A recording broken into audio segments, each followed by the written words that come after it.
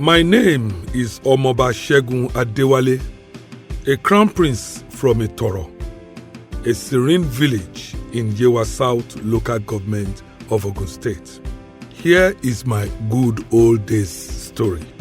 I was born in Ibadan, the town with 1,000 hills.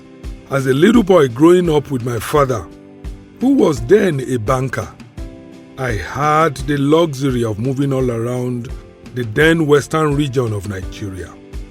His work took us to Ileoluji, Ondo, Idanre, Benin City, Abeokuta, Okitipupa, Ado-Ekiti, and more. We were what you could call the real voyagers of that era. The fun of moving around with my parents made me experience diverse cultures in those places.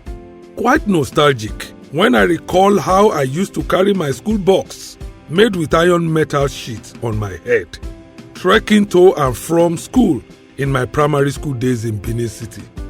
It was a different ball game in my secondary school days. My school shared the same fence with the house of the late sage, Pa Obafemi Awolowo. I could remember crowd groups always trooping into the house when there was a meeting of action group. That afforded us, the students, the opportunity to catch a glimpse of most of the political leaders from the southwestern Nigeria. And each time we greeted them, we were always acknowledged with the V sign of their fingers, which indicated victory.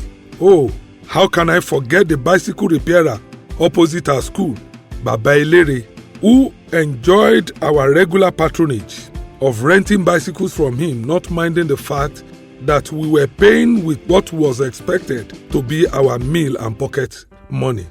The 1 hour recess, as we called it then, was used to rent bicycles that we would ride from Okebola to Molete and back.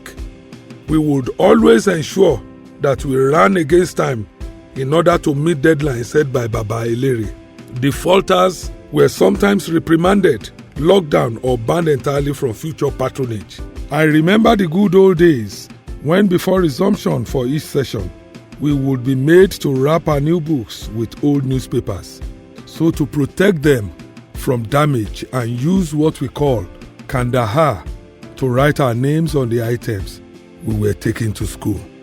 You will need a supernatural assistance to be able to erase names written on items with Kandahar then.